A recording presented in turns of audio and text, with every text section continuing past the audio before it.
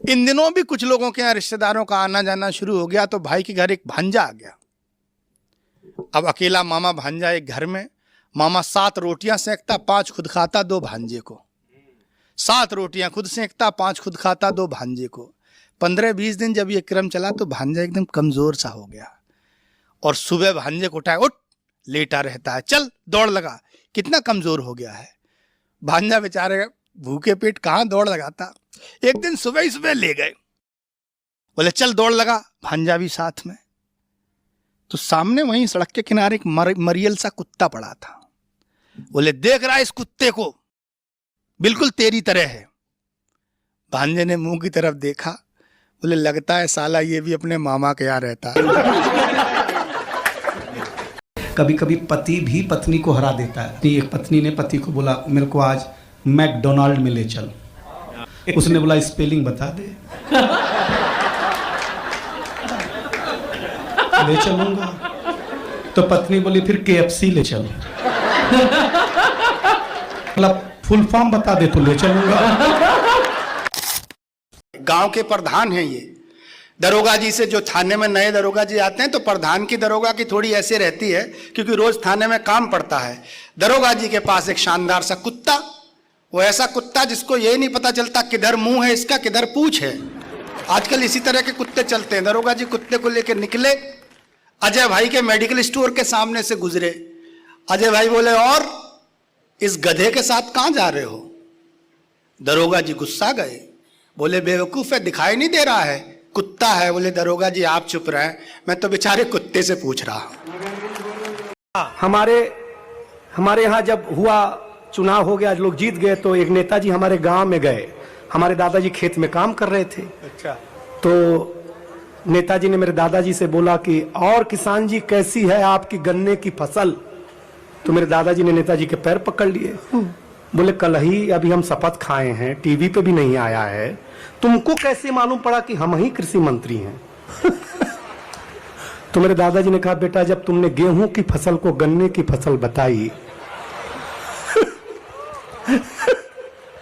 तब भी हम समझ गए हमारे प्रदेश के कृषि मंत्री आप ही हो सकते हैं।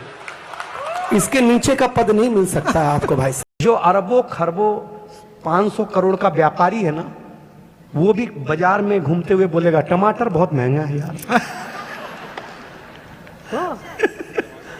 मैं सही बता रहा हूं आपको।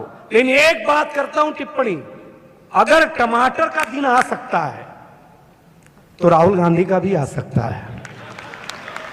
राजा दशरथ ने कैकेयी की बात मानी, भले राम को वनवास हुआ लेकिन मानी ना।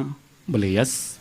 मैंने कहा सीता माता की बात को रामचंद्र जी ने मानी, भले हिरण के पीछे जाना पड़ा, रावण से लड़ना पड़ा, मानी ना। मंदोदरी की बात रावण ने नहीं मानी।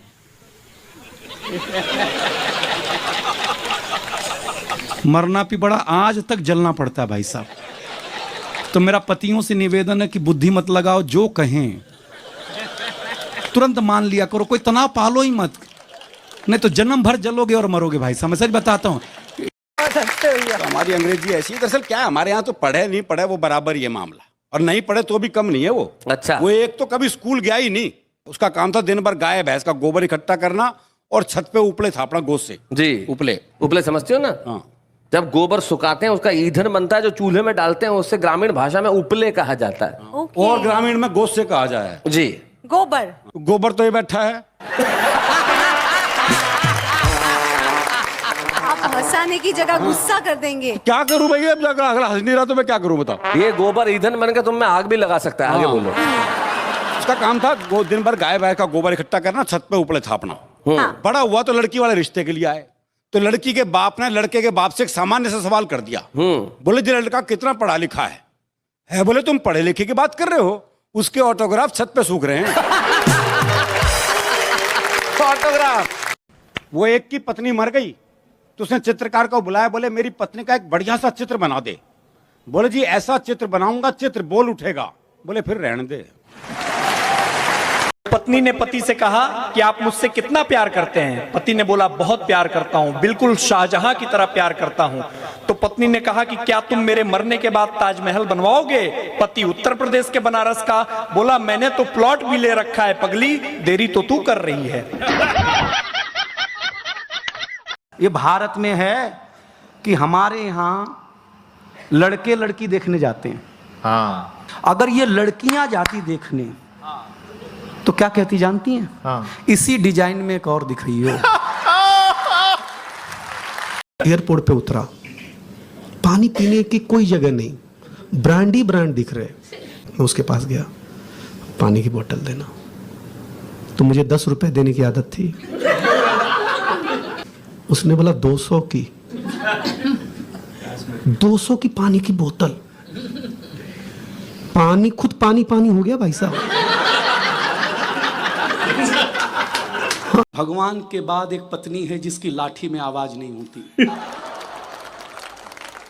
उज्ज्वला योजना, ये योजना, वो योजना, कोई योजना मत चलाओ।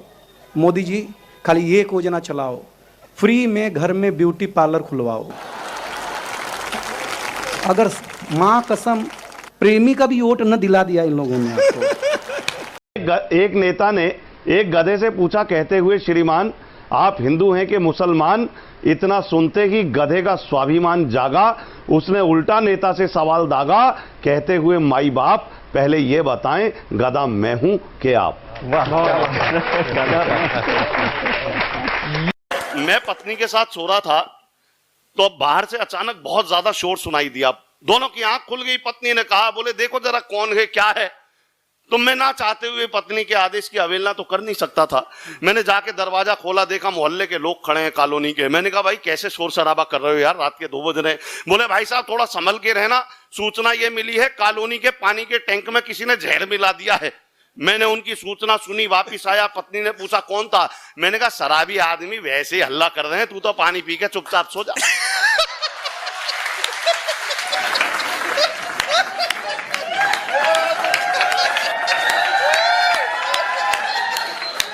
मेरे दोस्त थे मंत्री साहब, वो चले गए पिछले दिनों चाइना सरकार की ओर से। चाइना में गए तो वहां पे देखा एक 6 फुट का रोबोट, और रोबोट की विशेषता ये कि वो झूठ बोलने वाले के थप्पड़ मारता था। मंत्री जी को लगा यार ये तो बहुत बढ़िया, ड्राइंग रूम में रखने के काम आएगा। अब मंत्री जी ने रोबोट खरीद लिया, आ गए अपने ड्राइंग रूम में, रोबोट रखा। अब मंत्री जी अपनी पत्नी के साथ बैठे अपने बेटे के बारे में बात कर रहे हैं। बोला आज बेटा कॉलेज से नहीं आया, 7 बज गए, 4 बजे तक आ जाता है। इतनी देर में बेटा आ गया।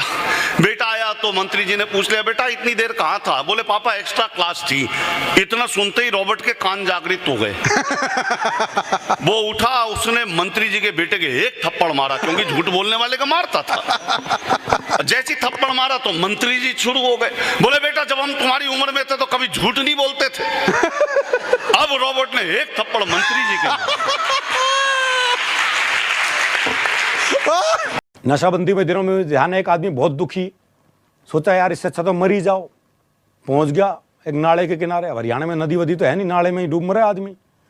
तो वहीं उसे एक बोतल दिखाई दे गई, उसमें एक आध घूंट बच रही थी। उसे सोचा यार मरने से पहले ये एक आध घूंट ही बना। तो जैसे ही उसने बोतल खोल ली तो उसमें से एक जिन निकल आया। बोले क्या चाहिए?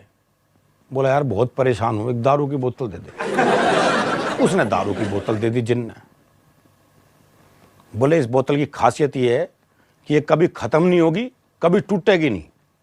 ओ तो उसने बोतल खोली, घटाघट पी ली। बोले एक बार और मांग ले। बोले और कुछ नहीं चाहिए, ऐसी एक बोतल और दे दे। सर्दियों के दिन